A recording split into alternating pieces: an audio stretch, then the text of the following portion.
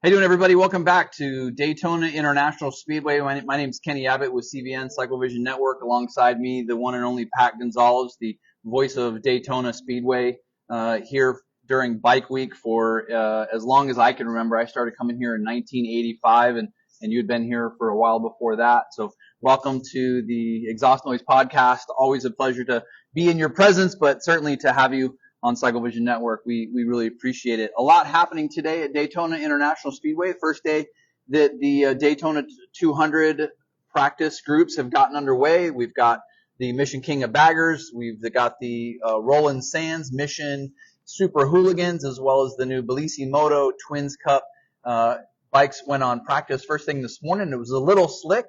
The report was it was just a dirty track, and people were sliding all over the place. Didn't really get a lot of data. But once the second qualifying session, or the first official qualifying session, got rolling, it got pretty exciting. A lot happening, some great success, and some not so great, maybe tragic for some riders this early in the week. Let's go through some of the different practice groups we've seen and bring you guys some of the news from day one at Daytona International Speedway with Daytona Bike Week 2024. Pat, what were some of the things that caught your eye this morning? Well, Kenny, first of all, it's an absolute pleasure to be working with you on Exhaust Noise and getting all this information and the results out to our fans on the World Wide Web, on various social platforms. And I know we've got a big contingent of Canadian riders here and a lot of fans out there as well. We'll recap how the Canadians did. For a couple of them, not so good today, and we'll get into that a little bit later on. Yeah. But the first thing, of course, here, it was an absolute gorgeous day here at Daytona. Temperature in the mid to high 70s, a little bit of a wind, but mostly sunshine. Yeah. Conditions were great. It's great. It's what you expect when you come to Daytona. So. Well, you hope so, but as we know in the past, we've had our share of inclement weather. Some riders, their Daytona 200s are going to end early here on the Thursday. Sadly for veteran Canadian rider Alex Coelho out of Saint-Basile-le-Grand, Quebec, he crashed in the qualifying session, Kenny. It was very early, and over the years we've seen this happen so many times because the left side of the tire really gets most of the work here at Daytona. Yeah. If you go out there and you're just a little bit too aggressive on the throttle, you can low side or high side out. And that's exactly what happened to Alex Coelho on the Kawasaki coming out of the West Horseshoe right at the start of that qualifying session. Yeah. He got to a big high side, was down on the racetrack. Most of the riders did a great job of avoiding him as he was on the racetrack. But one of the last riders to go through, I think, may have clipped his feet.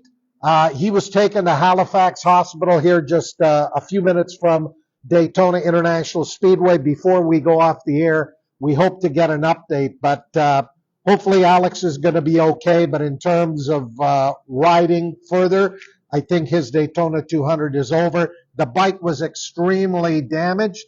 Yeah. So that crew is going to be packing up. Very, very unfortunate for him. Yeah, and I think one of the other big stories was the number 70 of Tyler Scott from the Vision Wheels M4 X-Star Suzuki team.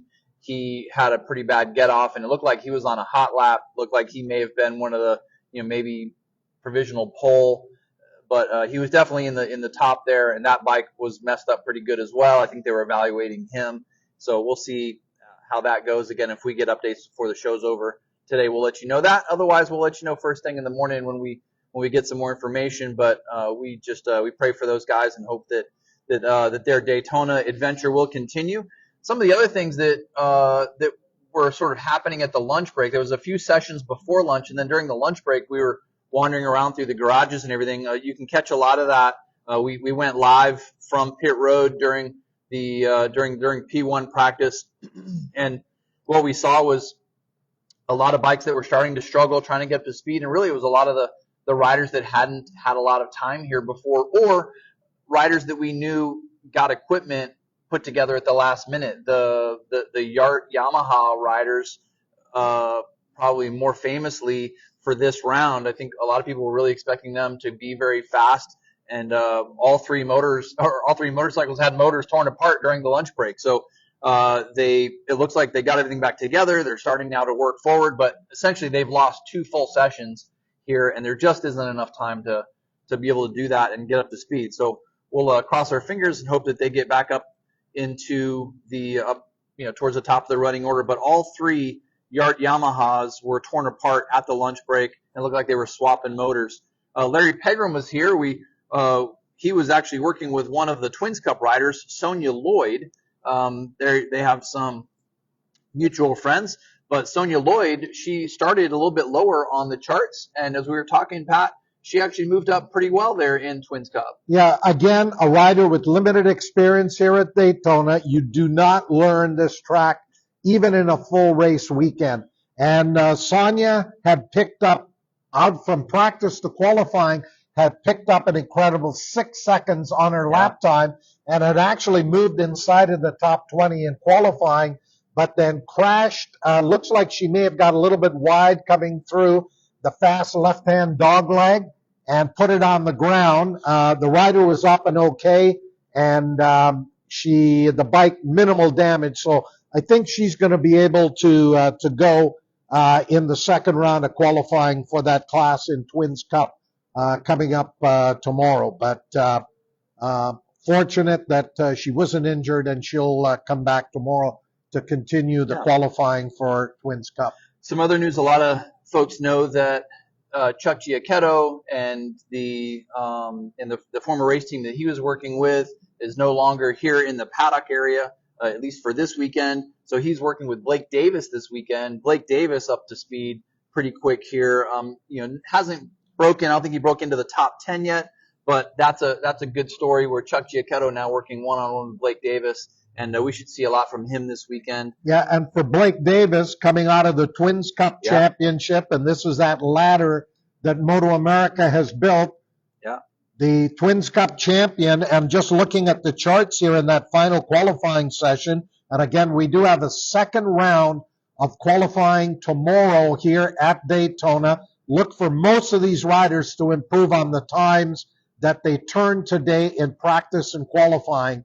And then out of that session, after the second group of times tomorrow, they'll take the top 12 riders, and then they'll go into that final qualifying session to determine the pole sitter for the Daytona 200. Yep. And Blake Davis, 11th fastest.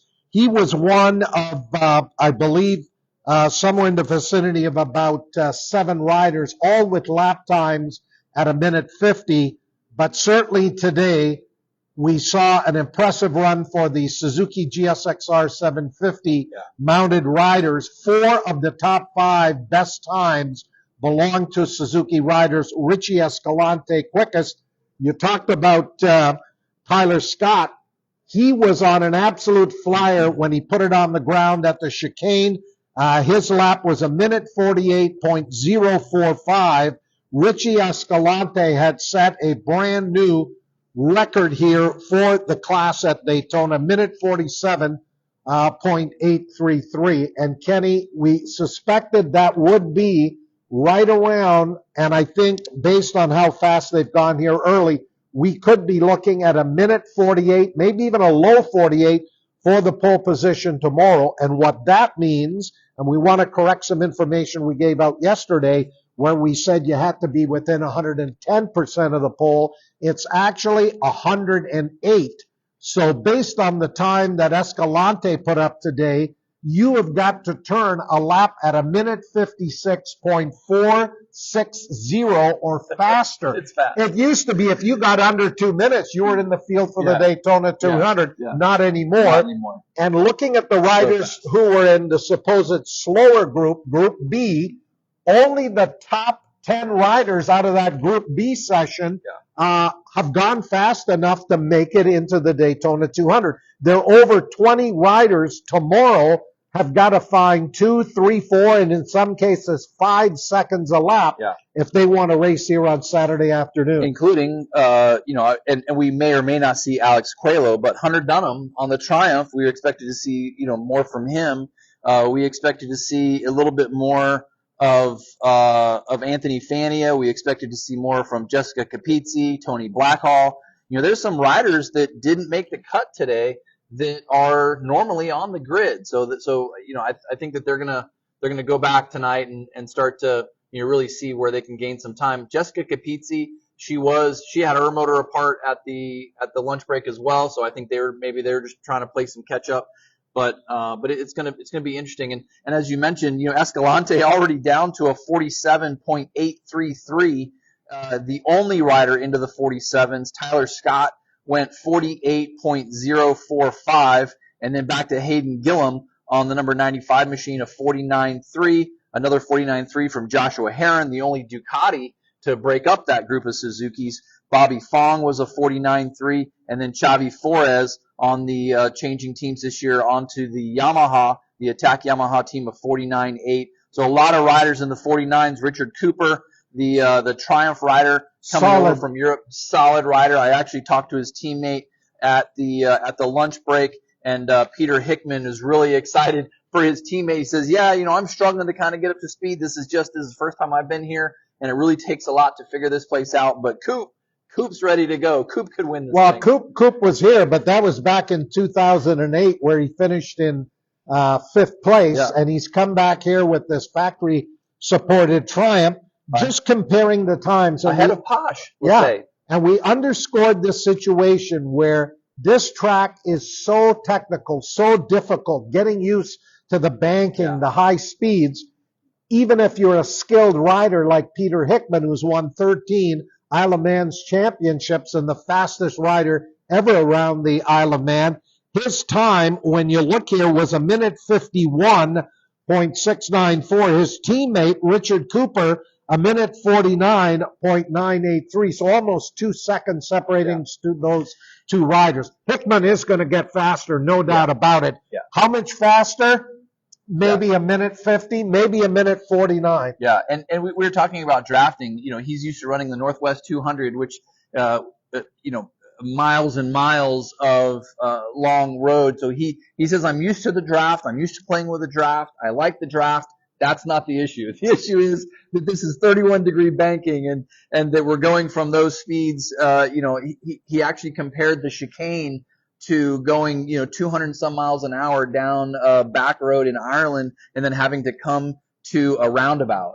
And he says it feels the exact same way. He says we're at 200 mile an hour, we come to a roundabout, we go back to 200 mile an hour again, back up into the tri-oval. He says those things are fine to me. It's just so foreign, and just getting the bike up to speed and getting the bike dialed in. He says, "I'm okay mentally, figuring it out, but just getting the bike up to speed and getting the bike to handle the way I need it to around this place, that's been the trick so far." But obviously his teammate Cooper is figuring it out. So I think they're going to probably bring some of that data over, and hopefully they'll work together and get it rolling again. One of the other things I think that was notable, and obviously we can get to some of this stuff a little bit later on in the show, but Joshua Hayes on the CSU One Cure Yamaha. CSU stands for Colorado State University, where they're obviously trying to find one cure for cancer. And for both humans and for dogs and cats and stuff like that. I actually ran into Josh Hayes at the Moto America food hospitality area.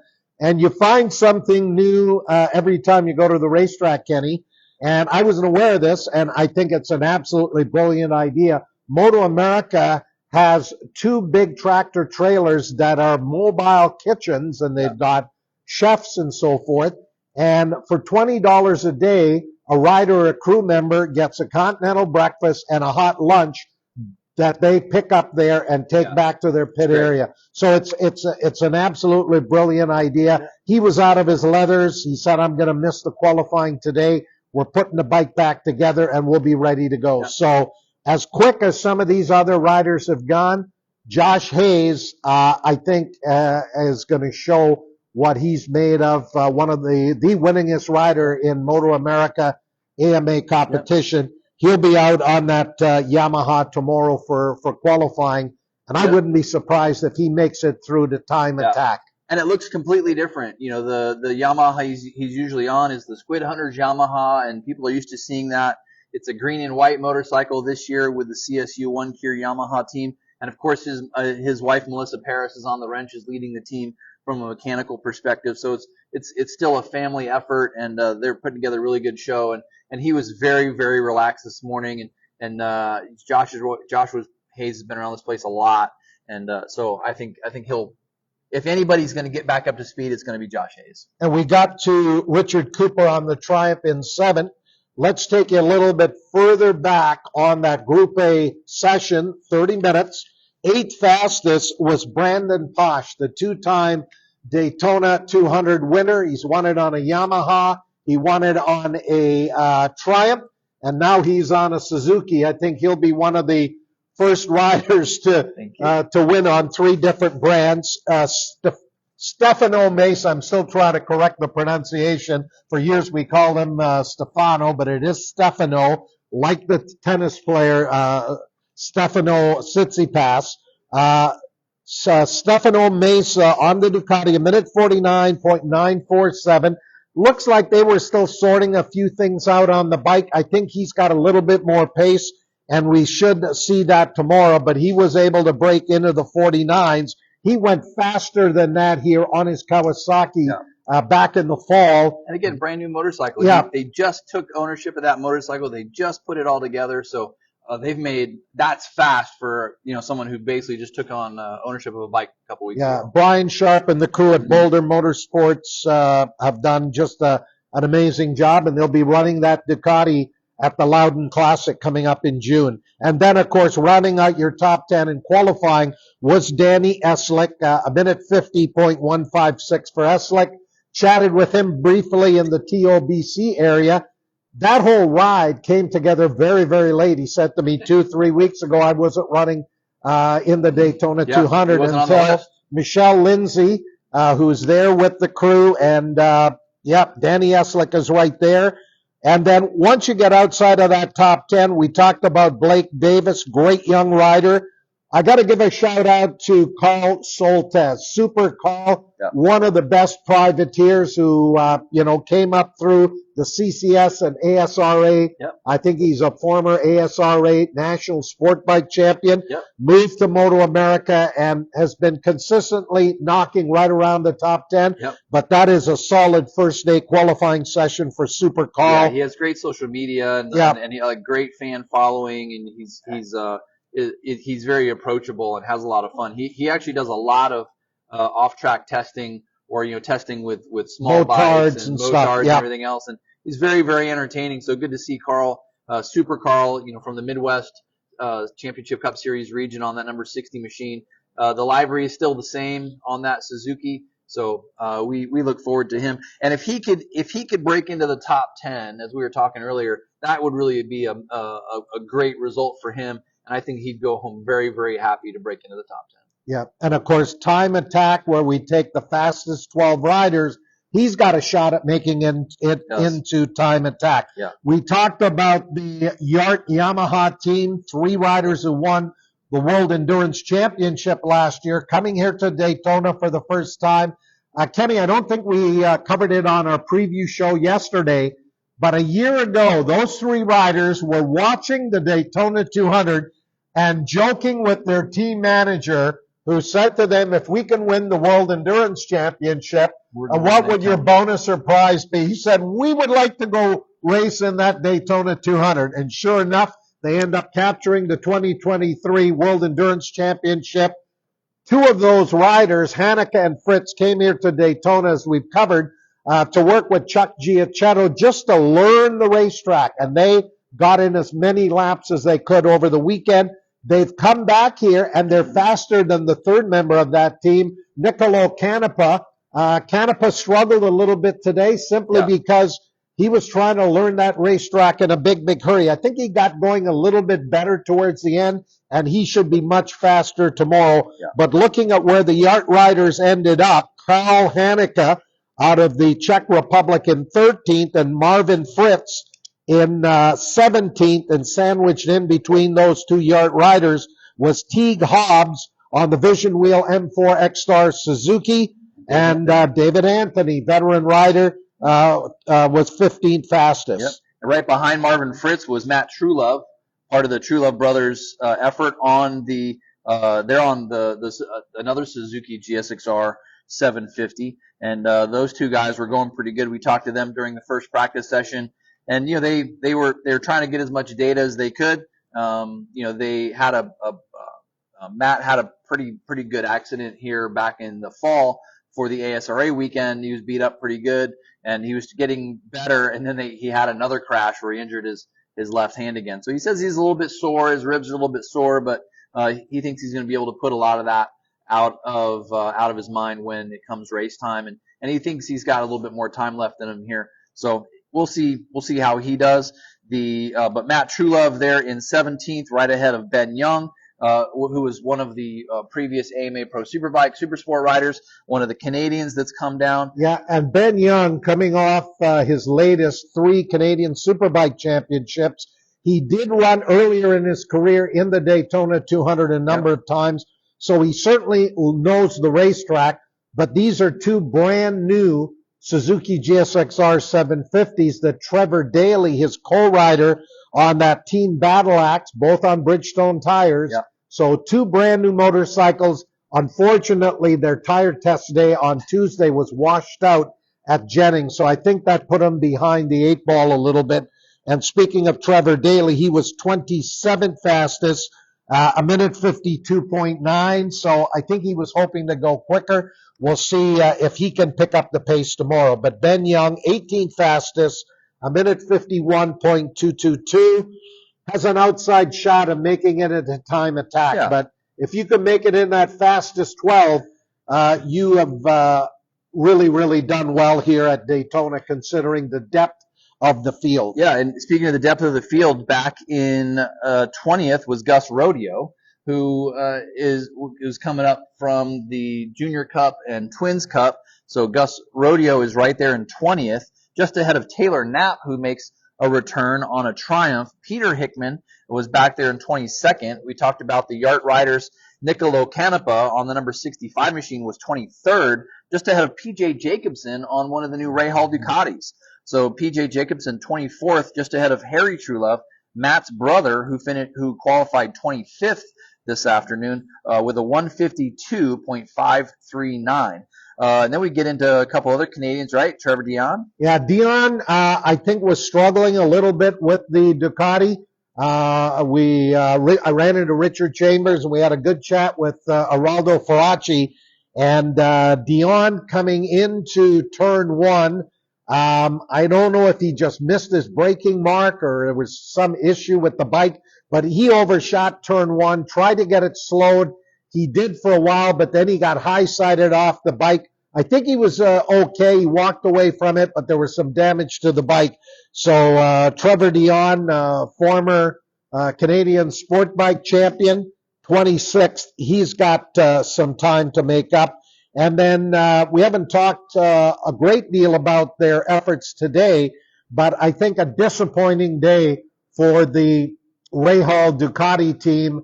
Again, another brand new team, brand new motorcycles. They did test at Jennings a few weeks ago. The test went very, very well. Yeah. But Daytona is not Jennings GP, and I think all of the teams struggled today. P.J. Jacobson, you said, fastest 24th at a minute 51 and change, but then Kayla Yakoff didn't seem quite comfortable on the bike.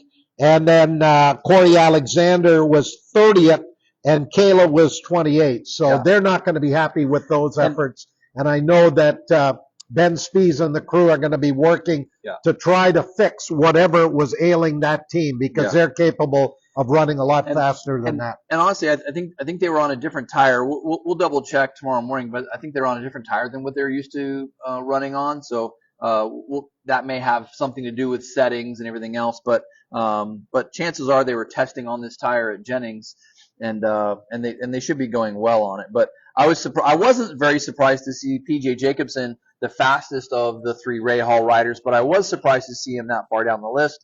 I was surprised to see Kayla Yakoff faster than Corey Alexander, to be honest, but it's good to see Corey Alexander on a Ducati.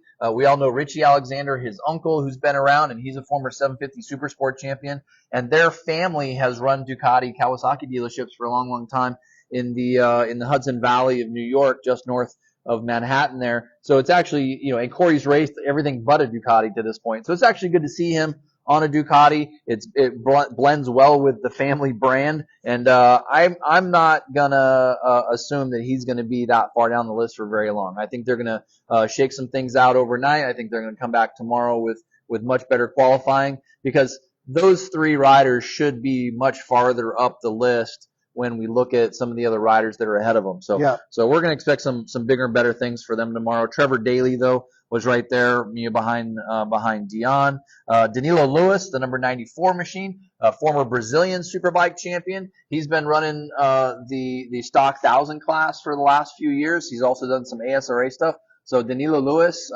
is very fast. We usually don't see him on a 600, so good to see him. He's on a Yamaha for Team Brazil. His fastest lap today was a 53.155. And then you go back to a couple other Kawasaki's, Jason Waters, Max Anglis, who didn't have a time, Joshua Hayes, and Jason Farrell, who didn't have a time. Yeah, so look for Max Anglis, very fast rider here. He's certainly capable of laps at 1:50. Yeah. He'll get a shot at it in the second round of qualifying tomorrow. Josh Hayes, we talked about his efforts where he sat out qualifying. They're getting that bike prep. And Jason Farrell, no qualifying time for Jason Farrell. Yeah. So that's a pretty good rundown, Kenny, through the first round of Daytona 200 qualifying for Group A. And now let's flip over to Group B that wrapped up their session here at about 4:15 this afternoon, a little bit before we came on the air. And Diego Perez, 135, went back and forth. Yeah, where did he come from? With Maximilio Girardo.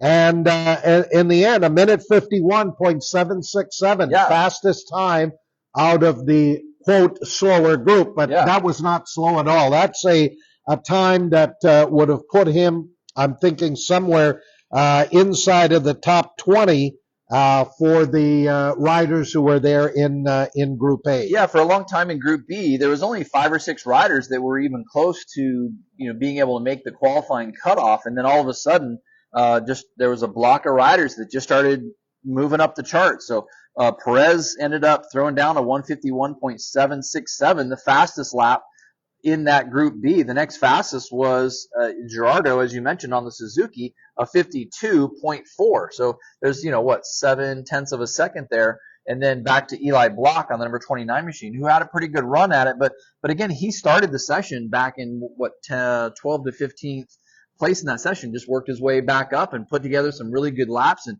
started stringing them together. And that's really what it takes here. And then a couple other Canadians there just outside the top 3. Sebastian Tremblay was put down a pretty good lap. Yeah, no surprise. Tremblay has been here before. He's a multi-time Canadian sport bike champion who has moved up to Superbike.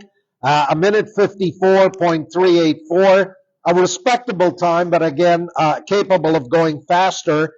Sam Guerin, who has been racing Superbike, back on a Kawasaki, he was 5th fastest at 1:55.014.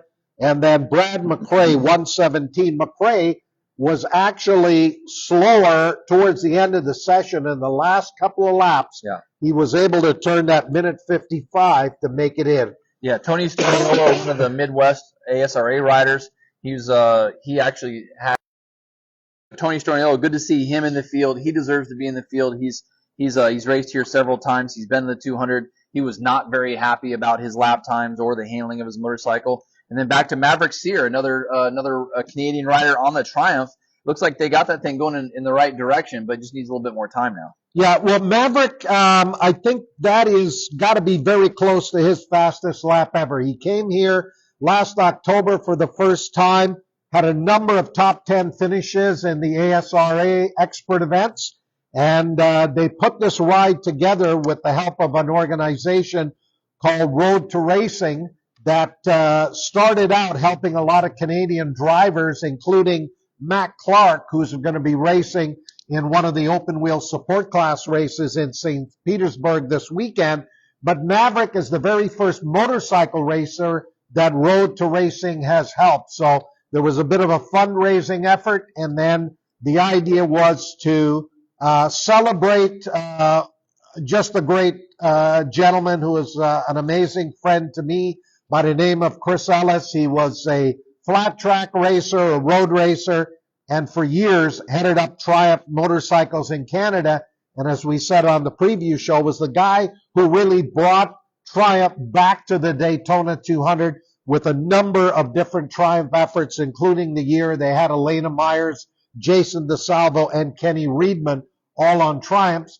Of course, that eventually led to Danny Eslick's win in 2014 and more recently Brandon Posh. But Maverick, I think they'll be happy with that. I think they feel they probably have some more speed left in the machine. I know they were playing with gearing and, in fact, had reached out to Michelle Lindsay and the folks at TOBC to see if they had a 42 tooth sprocket because the gearing wasn't quite right with the Triumph. But his time will get him in the Daytona 200. Rigo Salazar on a Kawasaki, another rider in the minute 55s. And then, you know, we talk about the name riders and the top teams, Kenny, but here's a guy, Gary Jankowski, who has been racing for years and years. He races in ASRA. He races in WERA.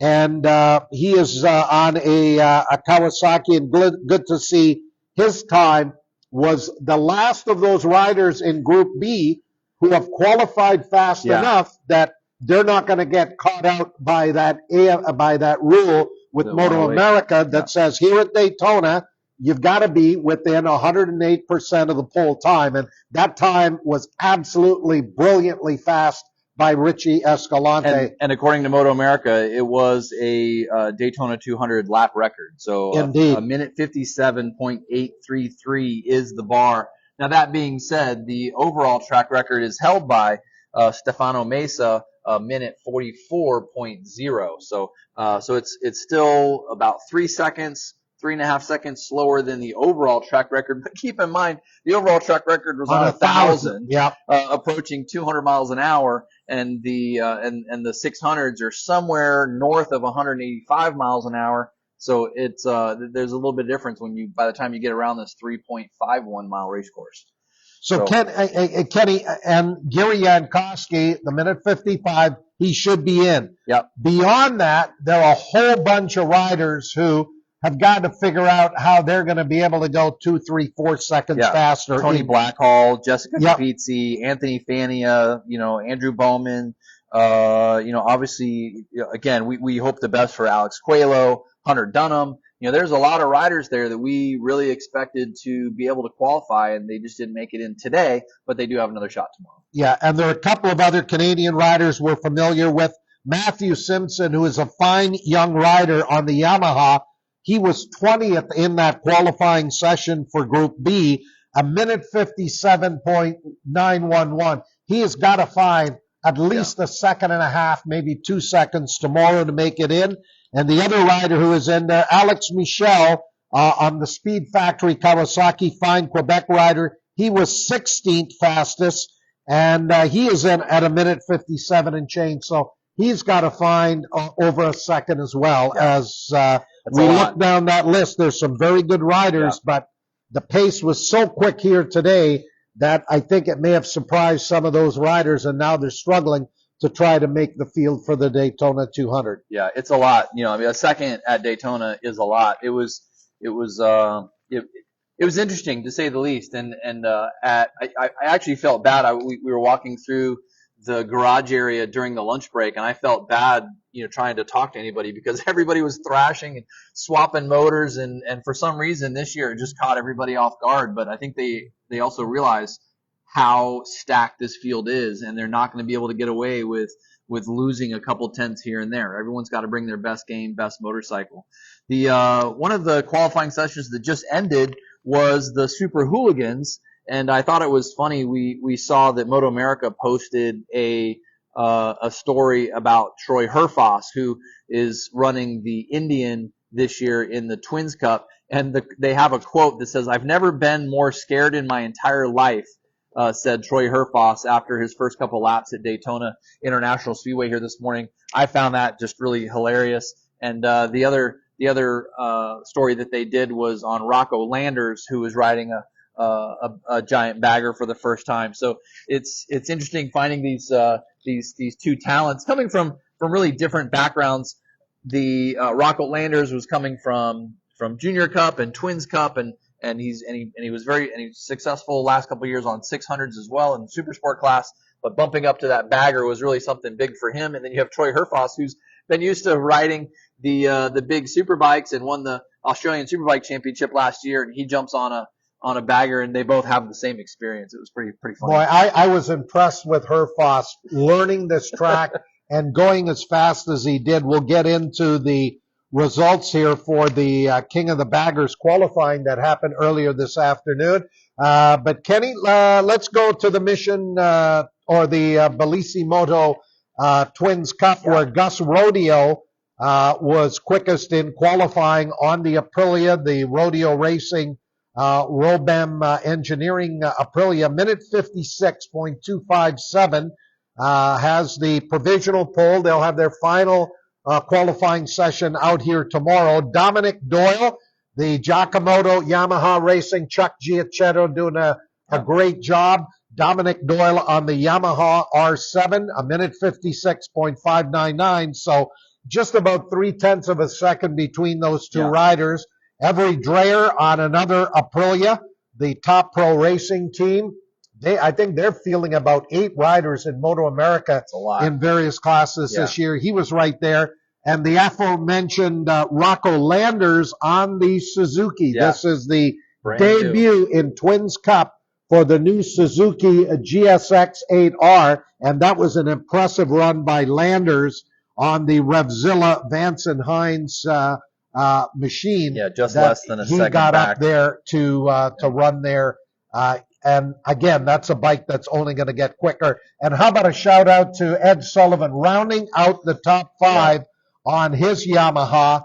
Ben Glotty, another Aprilian 6th. Alessandro Di Mario on an Aprilian 7th. Caleb DeKirol on a Yamaha 8th on the number 51. So again, I think once we get to that Twins Cup race, as we've seen over the last few years, it is going to be 8, maybe 10 riders at least early. And then from there, we'll see how it plays out. But likely a multi-rider battle, but they still have that second round of qualifying to go. And Rodeo doesn't have that much of a gap over a number of riders, so we could see a shuffling of the final positions. Yeah, and shout out to the old guys. You know, Ed Sullivan on the Yamaha turns a 57.6. We saw him win several ASRA national championships last fall. And then you slide down to 10th place, number 171 of Ray Hoffman at a 159.9. I had talked to him during the first qualifying session. He was struggling a little bit. You know, it takes a lot to kind of muscle a bike around this racetrack, but he's on one of the new Aprilia 660s from Righteous Racing, and they've been developing that. And his crew chief this weekend is the one and only Jody Berry. So he's got some help to go fast. He's using Jody Berry's crew to go. And the funny thing is they've sort of swapped roles, because Ray Hoffman was always part of Jody Berry's racing, and now they swap roles this weekend. And Ray Hoffman on the Aprilia running 10th with Jody Berry being his crew chief. Kenny, let me just correct something I said earlier. Rocco Landers in Twins Cup is on the Vision Wheel M4 X-Star Suzuki. The sponsors we gave you for him earlier, that was, of course, for his ride coming up in the King of the Baggers class, where he had a pretty good run, where he'll be riding the Revzilla Harley-Davidson machine. Yeah, they did list the same sponsors in Twins Cup as they did for the other that was classes. an error that we didn't catch before we mentioned, but that's a great ride. And in fact, looking at his teammate Rossi Moore, very talented young rider who will be on the second of the Vision Wheel M4 X-Star Suzukis. He was 11th fastest, just failed to break the 2-minute mark. And so again, there's a young rider who's still learning the track, learning a brand new motorcycle as they prepare for the second round of Twins Cup qualifying that comes up here tomorrow morning. Yeah, Tyler Duffy was right there as well. We mentioned Sonia Lloyd, also on one of the Yamahas, also part of Chuck Giacchetto's garage this weekend. Jeffrey Perk, who's been coming to Daytona International Speedway forever, on the world famous number 31 Yamaha. Slide down through there. Joshua Cruz, Art Diaz, who's put 1 million laps around this place on the number 83 machine. Looks like I think everybody else, yeah, Trevor Standish with no time, and Jack Roche with no time on the Wrench Motorcycles Yamaha. Not as large of a field, but 27 motorcycles in that Bellissimoto Twins Cup race. And if it's anything like the previous Twins Cup races, we're going to probably see a 10-bike draft for about the first half of the race. Yeah. Incredible racing, and the sound of all those twins coming into the tri-oval here at Daytona, particularly early in the race where you've got that swarming pack, is music to my ears. Yeah. What's interesting is a few years ago you had a lot of Suzuki, the Suzuki SV650s, which have now been kind of swapped out. The Aprilia 660 took over as one of the more dominant machines in that class, along with the Yamaha R7. And so we see the Aprilias, the Yamahas, and now the debut of the new Suzuki GSX-8. And so a little bit of changing the guard there. We don't see any more SV650s, which were so dominant in that class just a couple years ago. So it's going to be interesting. And on the victory podium at the end of either race 1 or race 2, I think we'll see one each of those 3 brands in Twins Cup. Good to have Suzuki back aboard, as you said. The SV650 was such a staple for road racing for so long. The bike just no longer, because a lot of them are older models, competitive with the new R7 or the Aprilia 650. And speaking of new models in classes, I'm really, really excited about this Super Hooligans class, of course, sponsored by by Roland Sands Designs and Mission Foods, because not only do we have the Indians and the Harley Davidsons in here, we've got a couple BMWs. The Ducati has made its way back in. The KTM is there as well. There's the Yamaha 900 that's in there. So it went from a field of about 15 a couple years ago to now 36 riders entered in that class. This is going to probably be one of the best races of the week. Well, let's be honest, there's only 4 races this weekend, but it's going to be probably one of the better classes that's been developed over the last few years. I'm really excited to see this race. Yeah, and my wife, Christine, who's our runner, if you will, from a guy who's been here at the Speedway for decades now, Doug Miner, and grabbed those sheets as the final qualifying session was going on when we started the podcast. And Kenny, we'll get to the Mission King of the Baggers qualifying, but how about that 20-minute qualifying that just wrapped up here about 20 minutes ago? Yeah, the Super Hooligans. Yeah, Tyler O'Hara will go to the top of the list on the S&S Indian motorcycle. Not much of a surprise there. And Corey West has always been very competitive, but Corey West throws it down on his Salomon Harley Davidson to go second fastest. So good for Corey. 52.781 for Tyler O'Hara, and almost a full second faster, just over a full second faster than Corey West on the famous number 13 Salomon machine. Troy Herfoss, the Australian on the S&S Indian, will go third fastest, a minute 54.4.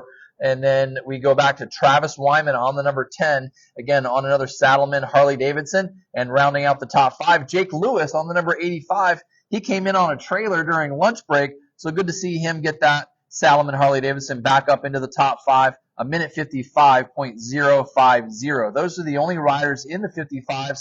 Everyone else, Hawk Mazada, who's 6th fastest, he actually is his best time at 56.4. So we go from from first place qualifier of 52 to a 5th place qualifier of 55 back to 6th place where they're running 56s.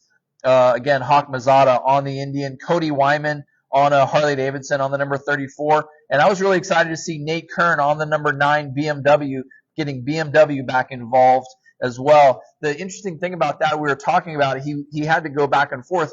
You know, that's a shaft drive motorcycle. He doesn't have sprockets. He can't just take sprockets off and change them.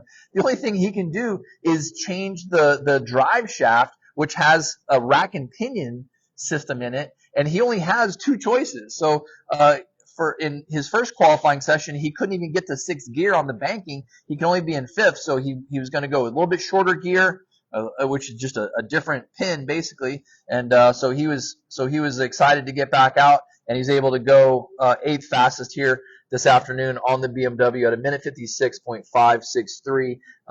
And Nate Kern's one of the BMW development riders. Good to see him back in there. I used to race with him back in the Mid-Atlantic region, and then he moved out west, and he became real popular in the Midwest region. So just good to see him back and feeling good about his riding. Andy DeBrino was 9th, and then Hunter Dunham was 10th. Again, Hunter Dunham, one of the riders who came up through Junior Cup and Twins Cup. He's riding a Ducati, and his fastest time was a 57.123 on that Tampa Bay Ducati machine. 11th fastest was Hayden Schultz. Stefano Mesa on the Energetica from Tyler Cycle. That was an interesting ride for him as well. Did you get a chance to catch him out there with all the hooligans? No, I couldn't hear the bike. Exactly. But it was so funny because all the super hooligans are really, really loud, and you hear this whisper. Yeah. And all you really heard was just the energy from it, but no exhaust. It was really interesting. But they ended up, it looked like they were having a problem. But if you look at them if you go back and look at the bike in the garage, they have a indoor air conditioner that you would have for your house, and it has a 4-inch flex pipe that comes out, and it feeds into the back of a leaf blower, and the leaf blower is blowing into the engine. Keep the battery cool because it gets hot, loses power. Yep. And he came in during the first practice session, and it was beeping at him, and he says, "Why is it beeping?" And actually, if you want to see that clip, we actually did a live clip from pit road when he came in, and you could hear the bike beeping, and you could hear him talking to his crew. But it was about a 2.5 minute, maybe 3 minute clip of that whole session. So you can just look at that on Cycle Vision Network and see that whole interaction. But he didn't know why the bike was beeping at him, essentially because it was overheating and it was getting hot. So next to the motorcycle in the garage is a giant battery charger, which is charging the battery, which is also putting heat into it. And they have literally an air conditioning system on the other side to cool it while it's heating. So it was very interesting. One of the riders that I wasn't expecting to see, I just didn't see him on the entry list initially, was Nicolo Canepa from one of the Yamaha riders there, who was right behind Mesa with a 57.9. Yeah, and he ended up getting up there to run 13th fastest. Yeah. I think one of the reasons he entered the Super Hooligans class was simply to get some more track time and learn this track that would help his effort in the Daytona 200. Yeah. I'm sure he'll be going a whole lot faster during the second round of qualifying tomorrow. But when you look at these times, Kenny, he's on one of the brand new NT09, so it's a great looking motorcycle. So when you look at the time here for O'Hara, it's impressive, over a second quicker than Corey West. But that's out there in qualifying. When you got a pack of machines, I don't think he's going to be able to pull the breakaway on the rest of these riders. And again, like we said with Twins Cup, there's going to be a big pack of riders at least early in this race, and look for some of those other riders. Interesting, the first 7 positions are either Harley Davidson or Indian motorcycles. Then you've got a BMW, a KTM, and a Ducati. And then a little bit further down, you've got Stefano Mesa aboard that Energica electric bike. And he might be able to blast from back in about row 4, where he's going to be starting, and, just go by a lot of those internal combustion machines off the start. So don't count out. And then just hang the drafts. Yeah. Yeah. Stefano Mesa on that machine. And of course, he'll be on the Boulder Motorsports Ducati in the Daytona 200. And I think he will go even faster tomorrow, breaking into a 49, maybe even a 48. Yeah, absolutely. Dominic Doyle was right there. He qualified 14th on another Yamaha. Tyler Duffy on the KTM was 16th. Going back through the field, a lot of great riders. CJ Cohen on the Suzuki qualified 28th at 2 minutes 11 seconds. Josh Coombs, and then Shalina Morena. She did not have a time from the Shalina Morena Racing.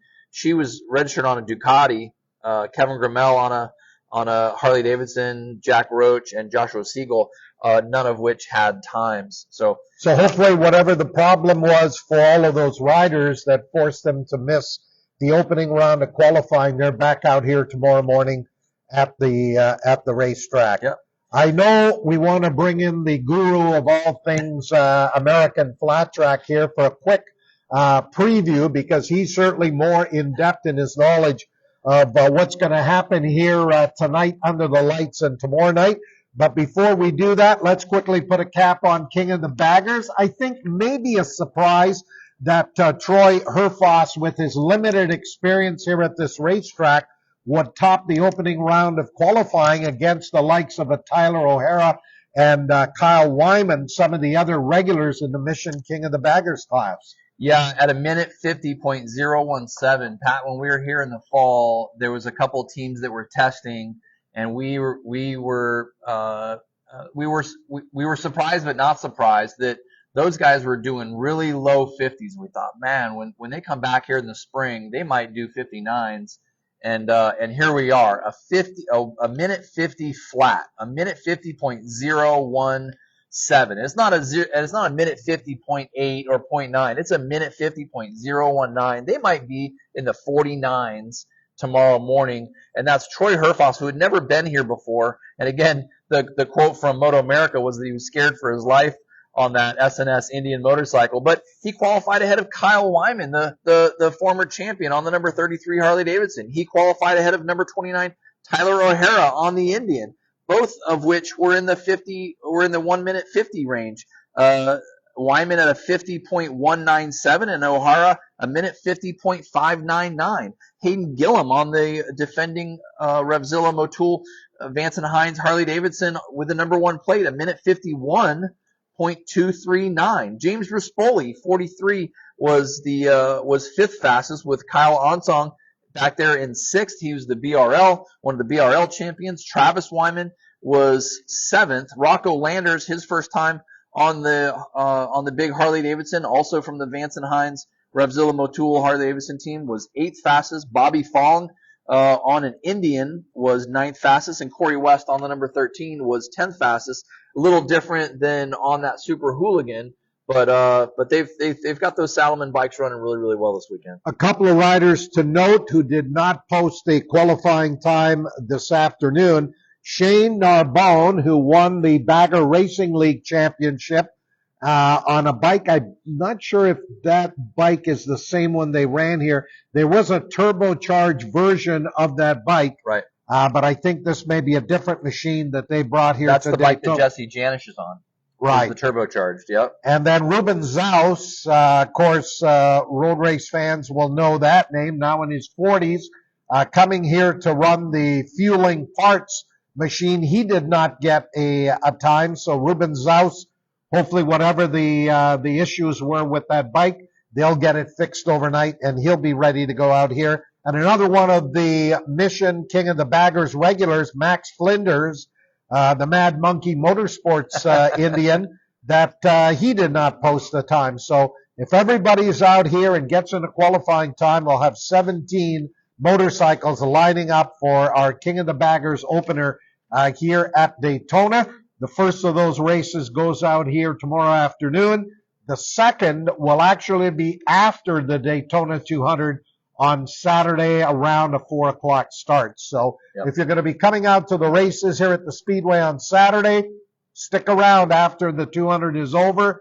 And they've taken care of Victory Lane presentations, because we've got one final race to put a cap here on Daytona 2024 with that Mission King of the Baggers race. Yep. And, of course, tickets still available for this weekend's races here at Daytona International Speedway. If you want to watch the races live, you can do that on Moto America Live Plus. It's a simple subscription. Just go to Moto America, and they have a subscription link. Go to Moto America Live Plus, and you'll be able to subscribe there. I think it's $110 now that they've, now that we're into the season. So that's the best place to watch from. You can get live timing and scoring through Moto America as well. That's how we watch a lot of it from pit road on our mobile devices, or if you're sitting there, you just turn your computer on and dial into motoamerica.com, and you'll be able to watch live timing and scoring. Pat, thanks again. We'll see you a little bit later on, hopefully at the flat track. Otherwise, we'll see you first thing tomorrow morning. We're going to bring in our friend Alan Matlock to talk about some dirt track. He's a massive dirt track fan. Come on over, Alan. I'm going to give up the chair, and I'm going to go check to see how our good friend Alex Coelho is doing after that nasty crash at the West Horseshoe, and also try to get an update on some of the other riders who put it on the ground, including Tyler Scott, after a brilliant qualifying effort. Hopefully he's okay and ready to go tomorrow. Kenny, as always, a pleasure. Thanks. We look forward to capping off our first race action tomorrow night when we're back on, and then, of course, the big day here on Saturday with the 82nd running of the Daytona 200. Yep, sounds great. These guys are going to switch microphones real quick. Again, we appreciate you guys being here. Make sure you follow Cycle Vision Network, CVN, and share it with all your friends. If go back through the live feeds that we posted this afternoon, we're trying to post a lot of that stuff live as it's happening. So you'll see a bunch of photos from P1 this morning, and as we were starting practice, we were bringing you live footage from pit road. So we bring in Alan Matlock. You might be able to find him. Where can we find Alan Matlock's photos and everything that you post online? You have a great Facebook following. What are some of the Facebook pages that people can follow to catch the history of motorcycling that you're posting? One of the page. Thank you for that warm invitation and to follow behind Pat. It's an honor. I'm an administrator on road racing in the new millennium. It's on Facebook. I also contribute to flattrack.com on Facebook. I'm into drag racing. So my town of Rockford, Illinois, there's a drag strip there not too far away from it called Byron Dragway, and it's Rockford/Byron Dragway, 1964 to today. So I'm involved in a lot of things, but I'm a master of none. We talk a lot. Alan was gracious enough to ride down here from the Chicago area with me, but we talk a lot about dirt track as well. So there's a couple of things that you're looking forward to tonight and tomorrow from the dirt track series. Let's start with Jared Mees. Well, interesting story about Jared Mees. He's on his way to working on his 10th championship, which is a very, very, very, very impressive feat in the world of flat track. There's a lot of guys who have come close.